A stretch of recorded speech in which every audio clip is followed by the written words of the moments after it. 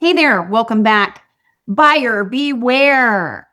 You never know what the seller's looking at when you put an offer in on their home and they know your name, and then perhaps looking you up on social media platforms. And the reason that David and I know this, we were at a closing and it came up actually multiple times, but most recently we had a closing and the buyer says, I'm a really good person. And then the seller says, oh, we know, we looked you up on social media. So, David, walk us through that piece. When buying a home, they're going to know your name. What do we need to think about with this? I mean, yeah, we live in an age where, privacy doesn't exist anymore. And whether you like it or not, your information's out there. It's on the World Wide Web and people can find you. It doesn't matter. You can't hide. And you can say, all my information's all private. Your information's out there. Someone can find you. And 10 years ago, probably even 5 years ago, Ring doorbells, and, Google cameras were, kind of new. I would see one every now and then on the front door. When people would move, they would take them with them and everything. Now, it's odd if I go to a house that doesn't have one, it seems, right? And it's gotten to the point to where if my clients are looking at a home and they really like a house and we're inside the home and even on the front porch, and they're like, "Oh, David, what do you think? Have you ran the comps from this home? We really like, oh my gosh." I'm like, you know what? Let's go out to your car. Let's go out to the street and talk about this. Because technically in Ohio, and I don't know what it is in other states, you're not allowed to audio record somebody when they're at your home. Now, you can keep a video when they're walking through your home, and that's because it is your private property. You're not supposed to watch them, in real time, but audio recording is a no-no. Because if they're saying something as they're touring your home, that you can use against them when you're negotiating the sale of your house, that's I don't want to say it's against the law, but it's unethical. And then they could use that against you, and they could take you to court saying that you used that against them when they were negotiating with So, you to auto buy your house. recording just when you're selling your home, or like, what about these parties I have and No, um, I mean that's okay because that's your private property. That's you do if you're using it for anything other than just the security of your home, then you do have to have consent. If you're starting a YouTube channel and you're like, subscribe to Jessica's YouTube channel to see her party she has on Saturday nights, then you'd have to get the consent of your party goers, got I'm it. sorry to say. But if you're selling your home, you do have to. We have all of our clients here in Dayton, it's in the contracts, and you list your home and everything. They have to sign a waiver that says they're not going to record anything. So, be aware of that when you're showing a house and you're going through a property and you're looking at it. To mind what you say as you're going through the property. You don't know where those cameras are and if a seller's really abiding by that. And also, don't go online to look at their profiles. If somebody submits an offer, it's really tempting. I know it's really tempting. You get that offer. I call you up and I say, Who's Jessica, buying look at my this. house, Yeah, right? I know, right? And here's this offer, and and Anne has written you this great offer. And the first thing you do is go to Instagram and you want to see who Anne is.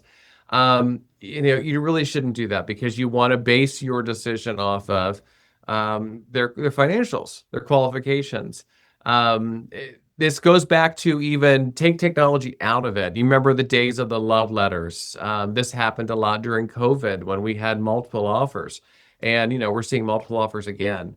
And hopefully we don't see love letters again. And people would say, here's my backstory. I have, two dogs and a newborn child, and we got married in the Poconos, and we're high school sweethearts. And they would write this letter and show you a picture and submit it with the offer. And that's great. I mean, and it would woo people, but that's really kind of unethical because if somebody is picking your offer over somebody else because of that letter, and somebody else that lost the house accuses you of unethical behavior, they could take you to court and say you violated fair housing and you chose that buyer because of who they were, not based off of their financials. So, just try and avoid that. It's tempting, but we live in a day and age where you can't hide anything. So you don't recommend that people get into that side of things because when you're selling your home, even though it's our home and it's personal, the sale of it is a business transaction, and you don't want to be influenced by these things, right? Yeah, I mean, you don't. There's a lot, tensions are high. Even in the best of transactions, sometimes tensions are high.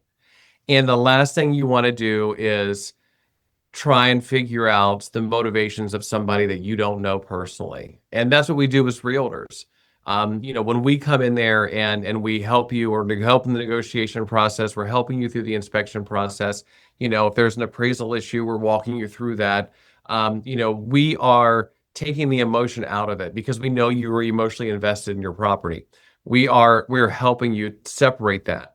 And if you take that extra step and you are emotionally invested in the other person, that becomes extremely, extremely difficult. So it just really doesn't do you, any sort of good. And maybe what you see with that person isn't real anyways. I mean, how many times have you seen somebody on social media and then you meet them in real life and who you meet in real life is not that person anyway?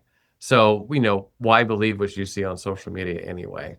I know that by saying this, it's not going to stop somebody out there from doing it.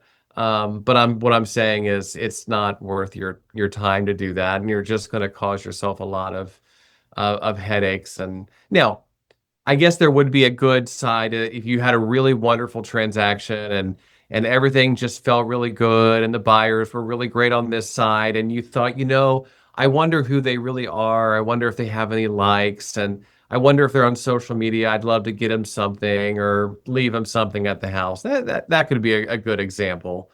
But outside of that, I really don't see any reason to take that extra step. Well, one other thing is, as technology is becoming more in the forefront, a lot of times, and I started doing loans in Wisconsin before moving back to my hometown in Ohio. And in Wisconsin, the roundtable closing was virtually non-existent, and this was in 2012. So, Mark Twain said, if you want to live 20 more years, if the world was, disintegrating, that you would move to Cincinnati. Dayton is right by Cincinnati. But we still do roundtable closings, but they are becoming less, right? And that's when people meet each other, is at the roundtable closing. And, you and I have seen this. We're doing less of those.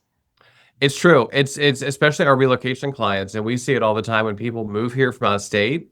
And we are setting up a closing and we're saying, well, let me check and see what the seller's schedule is like. And they go, why? And they don't understand because that's our customs here.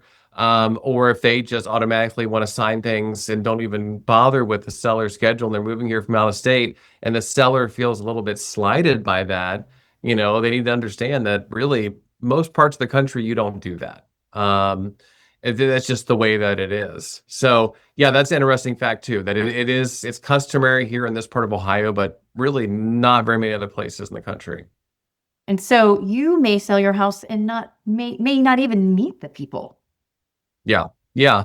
No, 100%. I think that's a really interesting, interesting factoid. And stalking on Facebook's the only way you're going to meet them. It's true. I mean, and you could take it one step further too. And you could also say, don't air your grievances also. If you're in the middle of a transaction and things are going maybe a little bit sour or haywire, especially if you have a public profile, don't air your grievances. I see it a lot, obviously. I don't air anything. Of course, I would never air anything, grievances in my business. That's my fiduciary. But I see people all the time aggravated with their transactions and this happened and I can't believe that. I'm like, oh my gosh, those people could find you online and see that you're talking about what's happening in your personal life and your transaction. So, nothing we do is completely private. So don't air your dirty laundry. That's a rule of thumb with life in general, but especially when it comes to real estate. Right.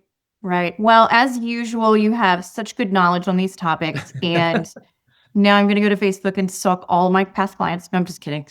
Well, I always say you can stalk Jessica and I. We encourage it. That's right. That's right. We do. All right. Well, thank you so much. And until next time, I appreciate you. All right. Thanks. Bye-bye.